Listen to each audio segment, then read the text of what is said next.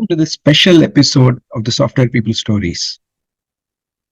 As you know, we recently launched a book called A Practitioner's Guide to Enterprise Agility, and I was a co-author. During the launch, I had the opportunity to conduct a panel discussion with three eminent people from the IT industry. Through the conversation, we covered a lot of topics related to enterprise agility, and they shared their experience from the practitioner's point of view. Listen on. When I was told that the authors have to speak, I said, nowadays I don't speak much, particularly after this podcast that I've been having for a while. I just ask questions. So I said, we'll have a panel discussion, let the experts talk. First is Mr. Ramkumar, who's the CTO of this organization called Cashfree Payments. They are a fintech startup, even though they've been around for a while, still qualified to be a startup, racing to be a unicorn. And of course, before that, he has been associated with various organizations, scaled their engineering teams. Okay. Yeah. The second person on our panel is Ms. Vandana Malaiya. She has also been in the industry for a long time, starting as an independent individual contributor to becoming an entrepreneur, running a large organization, and then being part of a large organization. And the last few years, she has been getting an outside-in view of organizations, being a coach and a consultant, bringing in transformation at the leadership level. The third person is Sir Gopalan, who is the managing director of a company called Global Automation.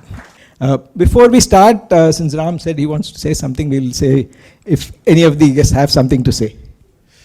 Yeah, first of all, I wanted to congratulate the PM Power team, Paramu, JV, and Sivaguru.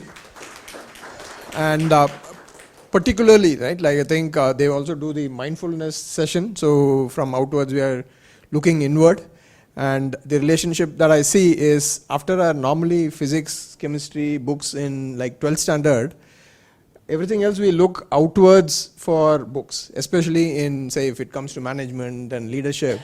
So I think now we need books like this, we need authors like this, where we can tap into so much of wealth of information that we have in here, right, inward in India. So congratulations and keep going. I hear that another book is also coming. And I'm sure more on these would come. I think we, as a country, we are getting our mojo back. Much more confident in so many aspects. We belong at the highest levels in every aspect, including enterprise agility, and leadership and everything. So yeah, I wanted to thank the authors for that, to be able to get into the experiences that we have of 1,000 years and 300 years, etc. Yeah, so thank you. So we'll start with this.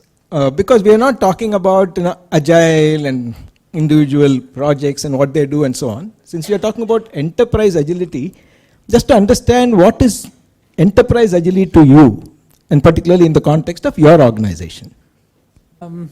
So I'm going to kind of stick to my outside-in view of seeing what organizations are going through. I think today's world that most enterprises exist in is a very, very dynamic world where things are changing fast, business models are changing fast. I mean, I think the most common examples that we all come across is Netflix, Airbnb, or Uber, what they did to the industries before them. So things are changing very dynamically. And for any enterprise to be able to survive and grow in such an environment, the agility becomes very, very critical. So to me, that is enterprise agility, where they are able to survive in a dynamic market and still grow. Yeah. So I'll just add to the survival part of it. Not much in terms of volume growth, but like he said, our approach has been in our company just to have fun. At the same time, for us, fun is to be able to do things that are coming out new in technology, learn that and apply that, and hopefully get some customer who will pay for what we do. And for me, I think agility is being able to react quickly, adapt things very fast, and also perform what you do in a way that is to the mark. Things have changed from in the last 40 years or so of working. How things are being delivered, how people take things is all completely different.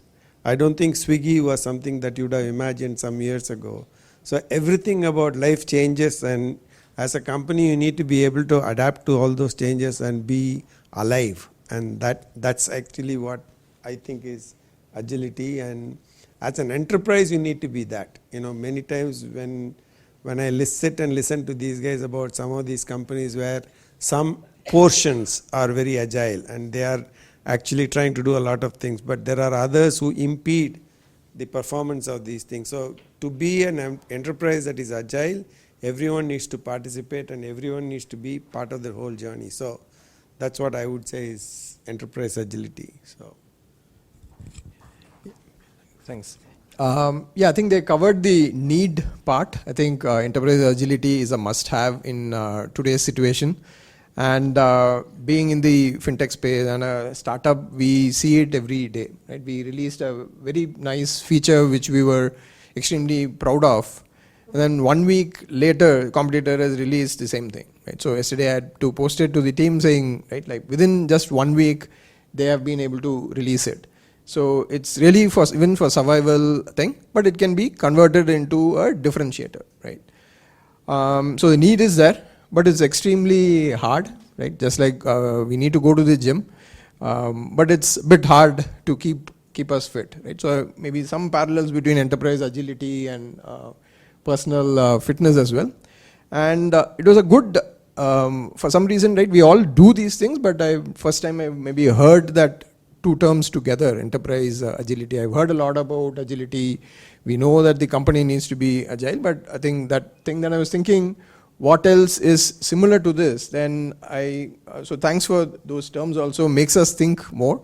And I found a lot of parallels with macroeconomics, right?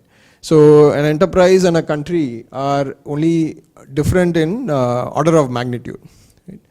So we need efficiency. Right? The economy also needs efficiency, enterprise also needs efficiency. But that efficiency or speed should not, right? I give the example of a car going very fast without brakes. But we need stability also. Stability in enterprise may need that. When can we promise a particular product to our customer who may be building on top of that, right? So we need the stability along with the efficiency. We need growth also, right? Again, similar to macroeconomics. And then we want this whole thing to be sustainable, right? And sustainability, it comes in sort of various forms. So I thought there are a lot of parallels, and the complexity is same. There's a lot of research done in economics over years, and a lot of the solutions that they have can be brought into enterprise agility also. We'll maybe discuss some of those aspects as we go today. But it's sort of extremely important, and it's very hard to pull out. And I think those who can succeed there, I think will eventually have great success. So a couple of themes that kind of came from all of you is about this uncertainty, the changes, and things that probably did not exist, and so on. When some of us started our careers, we used to rely on these specifications. In fact, we used to say that writing software from specifications is like walking on water. It's much easier when it is frozen, right? But then nowadays you can't really freeze the requirements. So particularly in a fintech space, when you said that in a few days you had a competitor launching something, how do you understand what the outcomes the customers are expecting, not just the features? What do they want to do with that? This is also another difficult thing, right? And in a B2B space, right, the number of customers, right, even if we have hundreds, thousands, maybe tens of thousands of customers, it's not as much as a B2C. So the complexity a little bit increases in the B2B, but there are advantages in a B2B also, right? You can go talk to the people with the bigger customers, etc. But typically what happens, especially in a startup, a growing startup, is a lot of it is ad hoc, right? Like someone hears something, especially the bad news, right? Something goes wrong, the customer calls up a salesperson, customer support, gives a earful to them, and that sort of gets passed on to different teams, all sort of verbally. So there are challenges there on how do we channel all of this. But it's extremely important, right? So unless the customers are satisfied, they will move to a competitor. I think someone was saying that just 1 or 2 bad experiences is enough to go to competition, right? And in our space, I was telling folks that I was talking to, there are at least 35 similar companies working on this, right? At least 35. So that much of competition is there. So which is good, right? Competition breeds innovation. If we and like even the government is trying to say that in the B2C space where only Google and PhonePe is having a thing, they want more players. So competition is good, but we have to do a lot. So we have done a few things where how do we channelize all of this, right? Even though we are a startup, we are young, we've built some platforms to capture the voice of the customer. We have a Merchant 360 portal where all this feedback that they give is put into that database. At least let us record it, and then we will analyze it, and then when we go meet the customer, we've started that also. It's a quarterly business review, right? Typically this quarter business review comes at a much larger stage after maybe they become a decacon, they have big customers, they do that. But we want to do that, and some of our, I think Swiggy and Flipkart, we've heard that some of the CEOs and CTOs go deliver packages and then get that feedback. And we also put some of our engineers on these on-calls to directly hear feedback from the customers. So it becomes a little bit easier to sell them tomorrow that how important it is not to sort of have a downtime, how important is to sort of release a good quality feature, is connecting the teams at various, how much ever we can connect them to the customers, less work we have to do to convince them as to how important this is. Yeah, I think another change that is happening is that, in the good old days of specification and following, now I think there is really no distance between the end user and you. Even if you are building a B2B product, there is a lot of expectation just based on some knowledge. For example, everyone now thinks everything can be AI enabled, and every product can do a lot more than a human can do. So and it's very difficult to even understand what the expectation is. So your ability to be able to throw something back quickly and be ready to change it as soon as you find out what really is the trend in which the requirements are growing is becoming very critical. So the old methods of waterfall is almost out, and even if you don't say you are an agile, you are practicing agile, you just need to deliver in that manner is what I feel is nowadays.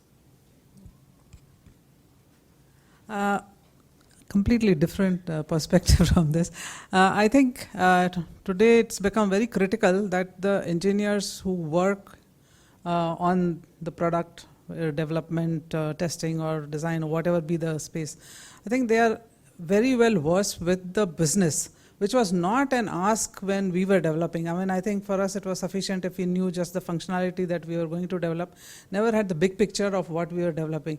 I think today, because the knowledge is so omnipresent, it becomes essential that all the engineers are aware of the business that they are addressing, and they are then able to either through the knowledge of competition or be themselves able to come back with the innovation and suggest what next feature could be given, so that that you can put forth, so like Parmu said, to the customer, and then make it a pull rather than a push for the customer, and be ahead of others in providing the features.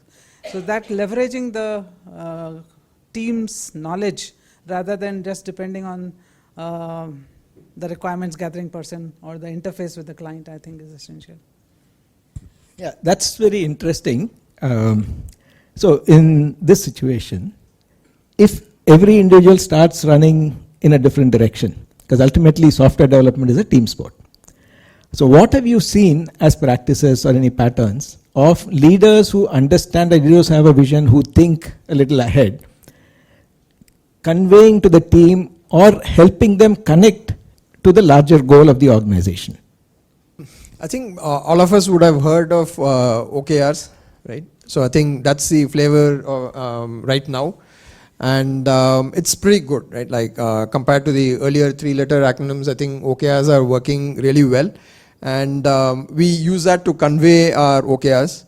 And then we cascade that down to every team and even to an individual, right? Their individual development plan is also tied to the OKRs, right? How are you doing on CSAT, right? How are you helping bring down the bugs per million transactions, etc. And OKRs alone, at some places we've started with that, and then we set it at the beginning of the quarter, and then we look at it again at the next quarter to say we didn't meet all of these, but next quarter is going to be bright and let's do that. So now, sort of to tighten that for better support and monitoring, we do sort of weekly business reviews, right? So these are not weekly just project reviews. What is the status of this project, or right? Why is it delayed, etc. Right? That the teams are doing in daily stand-ups and all. But we want to do weekly business reviews, and any directors and above are looking at the business numbers, right? Long time back, it would have been between, say, sales and finance and all that. And product and engineering is behind. Just we'll develop the feature and not connecting to the business outcomes. So now we do weekly business reviews, and they hear from the sales as to what challenges they have, what are the opportunities that they see. And another way that we connect, one experiment again we are doing, is so for the team to journal about how they are being able to achieve the OKRs, how are they doing, and then there are other metrics, that the industry standard metrics that they look at, and we call that high performance reviews. And recently I also saw another thing saying journaling is great for leaders also, right? It helps you sort of write down your thoughts, and so that it's there on a piece of paper to analyze. And I think I was able to connect as to that value add to the teams. It's a HPR review, is a journal that the team puts together, and then they see it over sprint. And this is one way that we're able to cascade the objectives to WBRs, to their individual performance plans, as well as to the team HPRs. Multiple layers of repetition. Repetition is always good. And that way I think they are able to remember the OKRs, what are we here to achieve, connect to that, find solutions. Again, right, like I might say that we are doing all of this, a lot of work to be done, but I think we are headed in the right direction, and we are seeing some benefits out of that. I was going to say that maybe we are a bit of a contrast, because that's one of the reasons I think we have remained in the same level. It's basically some amount of leadership is instilled in everybody, and there is a small focus groups, and we don't have that hectic release schedule and not 35 people in the same sector and those kind of things. I think we have enjoyed some things, but still what we do is we try to immerse people into any domain that they're getting into to a level that they understand.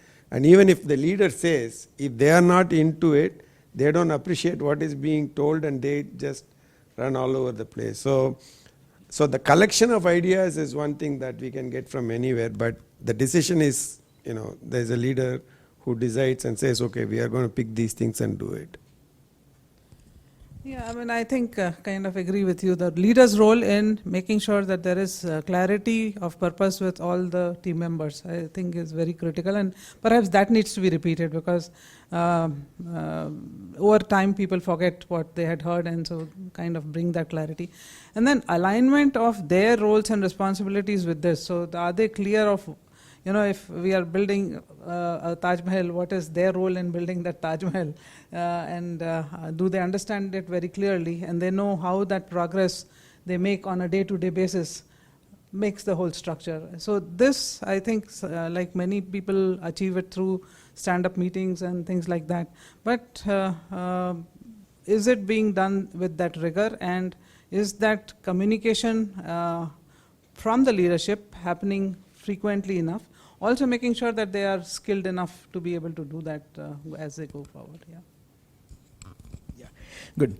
If you take that example of building a Taj Mahal, there are probably different teams that came to build the Taj Mahal over time. Whoever was involved in the first phase was probably not there when the next phase was happening, and so on. Like what you said, Gopal, yes, ideas can come from anywhere. There is somebody that is kind of putting it all together. There is something that is needed.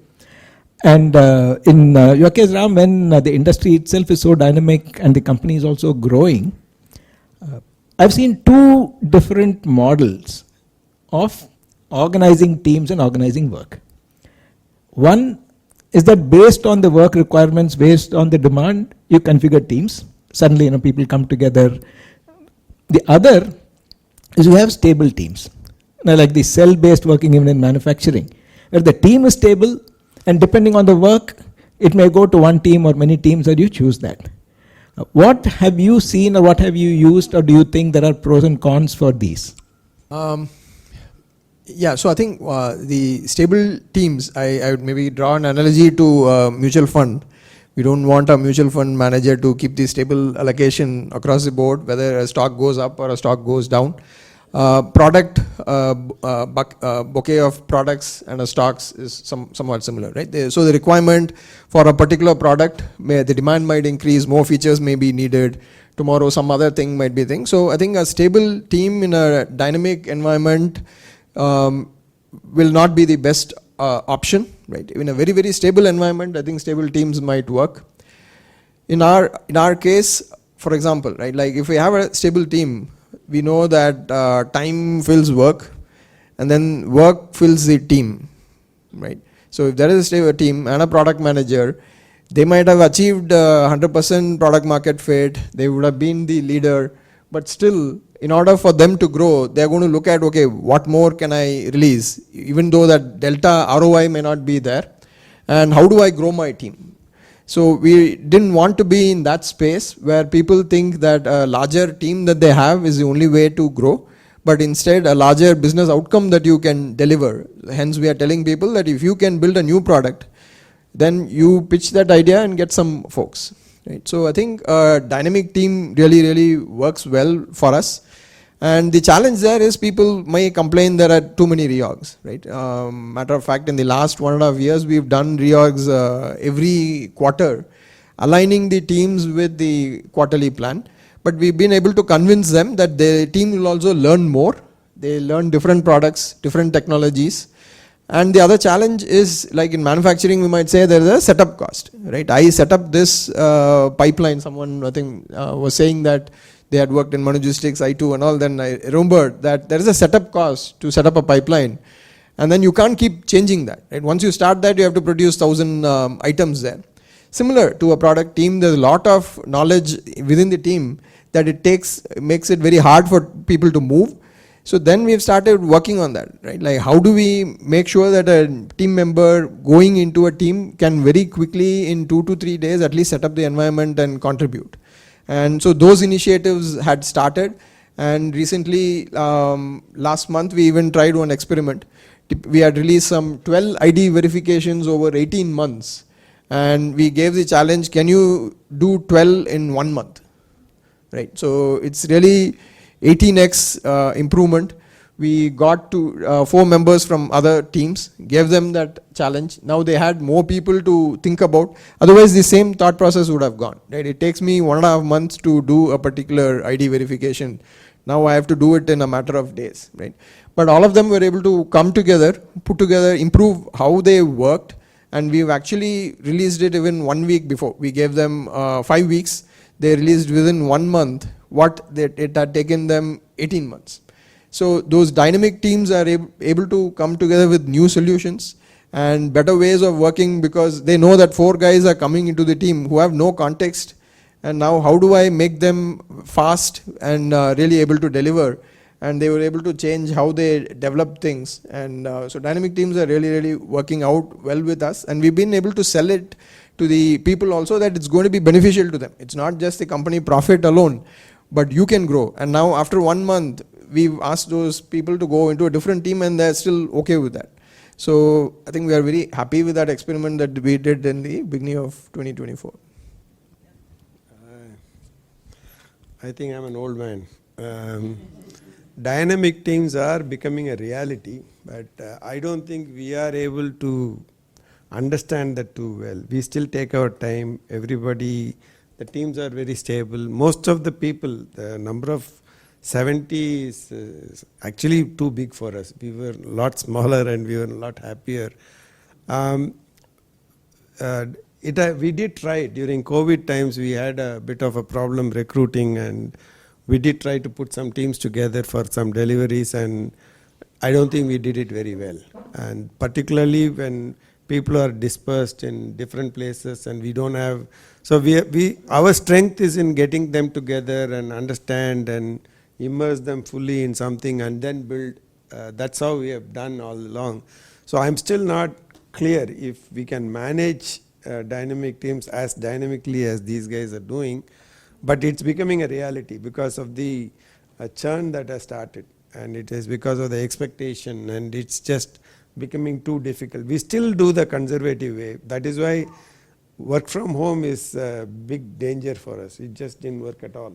So we went back to full working from office and getting people to understand and get to know each other and getting them back to the old style. So still we are there, but the challenges, we introduce them through new technologies, new products that we deliver and things like that. But we are not in that kind of competitive space like where you have, the kind of payment systems that you are in and all that. Maybe that will force us to do something like that. What forced us to do that was lack of resources. So I don't think we were happy with that, and the moment we could go back to the old method, we went back. So that's what my experience is. Yeah, I guess a lot to do with the situations. But one thing that I wanted to say is we have seen in one organization where, first of all, they prefer stability in the sense that people should know each other. I mean, I think the problem that Gopal pointed out is very clearly there. If people don't know each other, they don't work very well with each other, and it takes as much longer to produce. So for that purpose, you need them to be a little stable. They can't be very, very dynamic, right? So they should at least be able to work well with each other. But so this organization, they handle demands of resources requirement by posting it on a dashboard, saying this project requires this skill for, and if anybody has spare capacity, do you want to participate in that? And their rewards and recognition system, as well as the performance management system, all caters to that. So a person who's working in project X can actually go and contribute to project Y dynamically, while his stable project is X. And that way they are able to deliver all the projects X, Y, and Z with the help of people who have the knowledge in the organization, by making the whole thing very transparent. They actually have dashboards, TV dashboards, which gives the project status of each project requirement, and for how long and what skill and all that stuff. So maybe that's perhaps going to be a hybrid kind of a model that will work going forward. So this is interesting. While the market is changing or the demands are changing, the pressures are increasing and all that, using dynamic teams, or even when you're using stable teams and so on, how important is having an underlying fabric of discipline, whatever that discipline is, whether it is the engineering discipline or the cultural discipline, because particularly with a lot of professionals being comfortable with being gig workers, many of them don't want full-time jobs or a permanent employment. They say, okay, I will come and do something, and then I will go and then do something else for some time after I get some money. So what do you think is a solution for this, and how do you bring in discipline and not be like Bangalore traffic? I have decided I will retire when that has to be done. It is becoming like that. It is also that expectations, like I said, that the younger engineers that we recruit, their expectations, I mean, not all of them, but typically what we meet, many times we don't, even the person is very capable, we just don't think that they will fit into the culture that of stability. They just want to do many things, and those kind of people, it's very difficult to manage. But it is becoming a reality. I don't think we can sit back and say, no, we will only do this culture and all that. It won't work. So by that time, we should find someone to run the company and retire. That's what I think I will. I think discipline is, it is there, different generations. I would also consider myself in the next generation. And I think IT people, we are the most privileged right? Like where I was sitting at home peacefully working during COVID, while the policemen have to be on the road, right? Doctors have to be in the hospital, etc. Right? But I think we are most privileged and the most spoiled that we ask for the most flexibility. Yeah, for us also, I think the gig workers, etc., doesn't work. We did have a few of them, but they are never connected to the mission of the company, right? It's more very, very transactional. So those things we've sort of moved away from that, right? Why we have dynamic teams, but they still should be sort of passionate about the work that they are doing, what impact that they are having. And coming to, discipline, maybe I'll talk about one recent anecdote. I went to one course and a lot of discipline was there. We had to get up at a certain time in the morning at 4:30 a.m. and everything till 9 p.m. it goes. And some people were saying that we've come here for relaxation and there's so much discipline.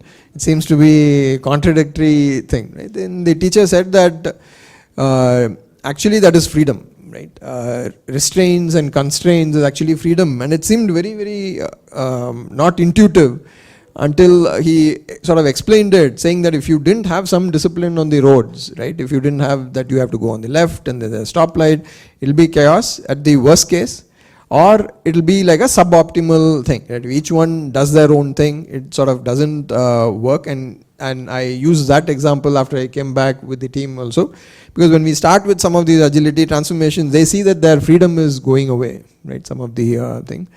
And we also tell them that you should ask the freedom for the right thing, and we tend to ask freedom for the wrong thing, right, like ask freedom for I want to launch this product, there is this possibility to make this impact, rather than have a particular freedom in how I name something, or maybe I will not write up a detailed business plan. I'm very, very convinced that this is going to be a market leader, not putting up the thing. So we also tell them that choose what freedom you want and choose a better freedom that you want. We can give you resources, we can give you anything that you want to be successful, but certain things have to be done, right? If a business plan has to be reviewed by a team, it has to be done.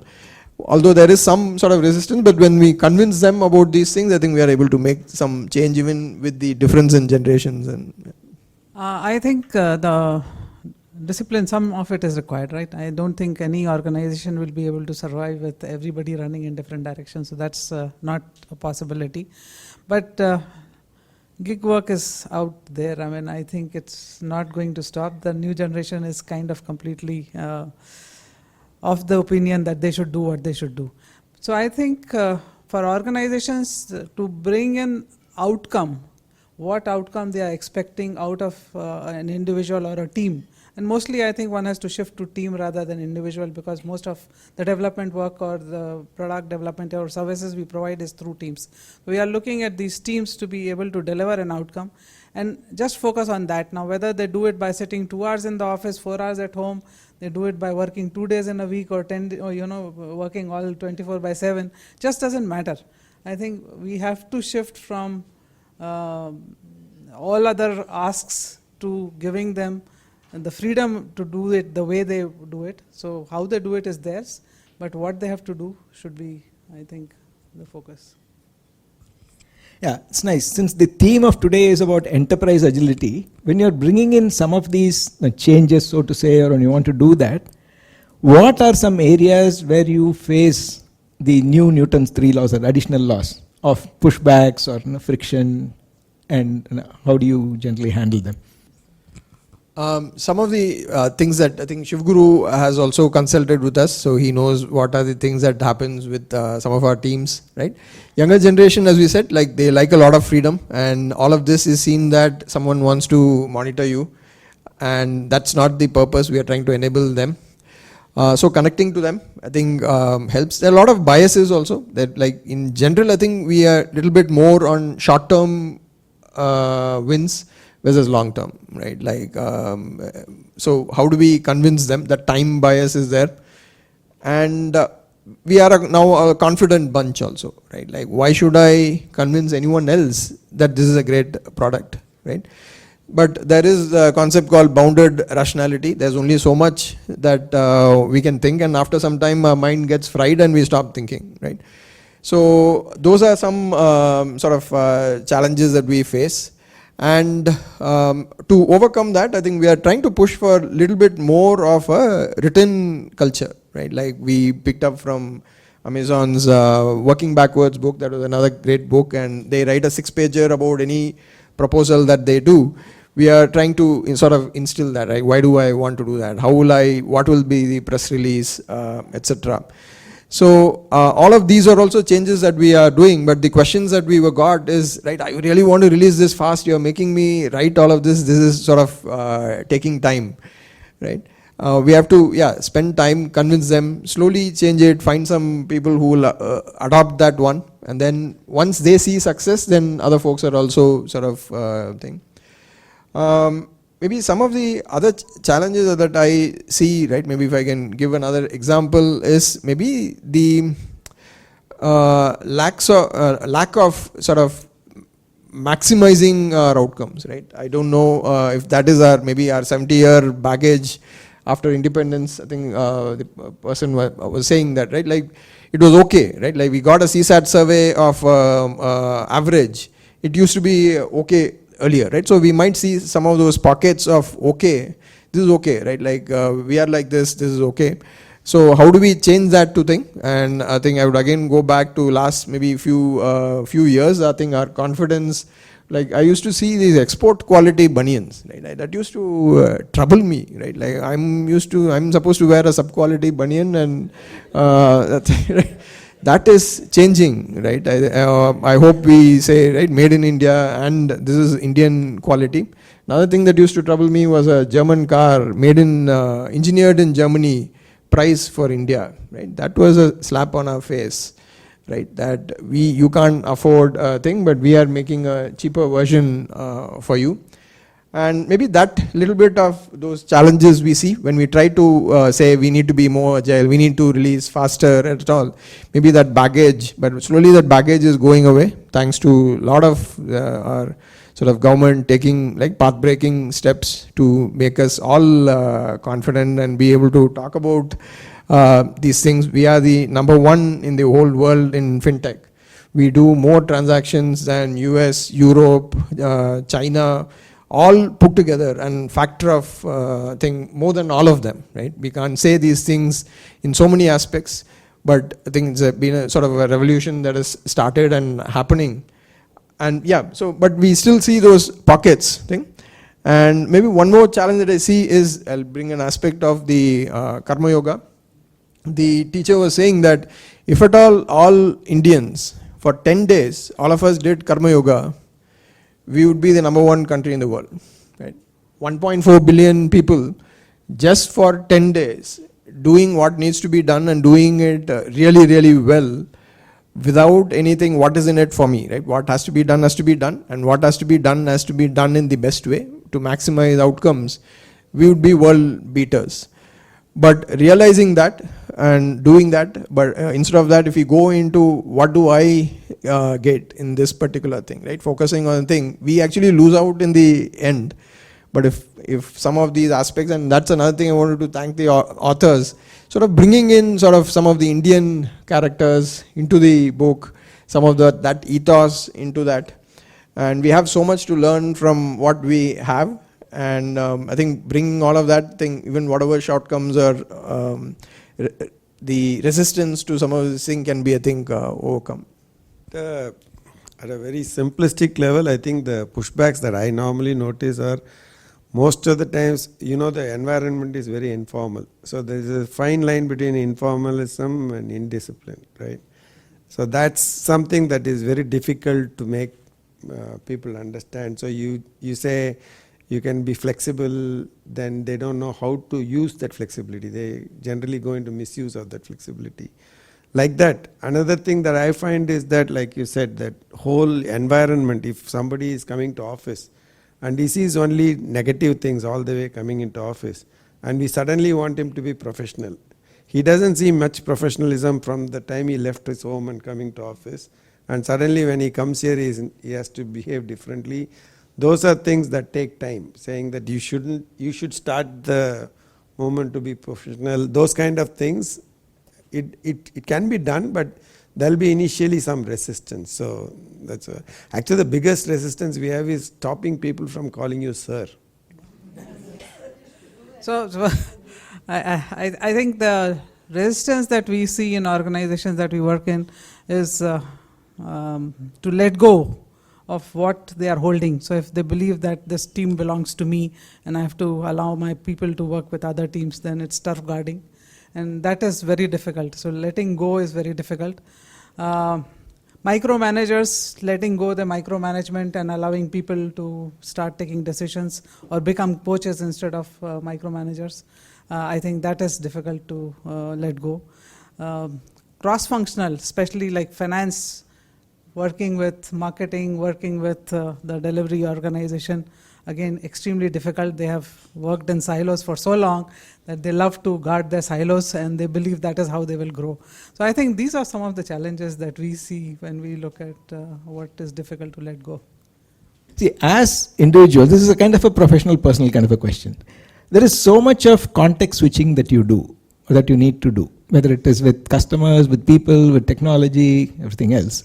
So, like your Karma Yoga thing, how do you stay focused? What are some practices that have worked for you? I'll just answer before him. Vishu gave a practice, I think I follow that. Yeah, I think mindfulness is a great thing, and that also I think is coming back from Stanford, Tibetan. They've called it SQ now, spiritual quotient, and then it might come to India as spiritual quotient after some time. I think that's a great thing.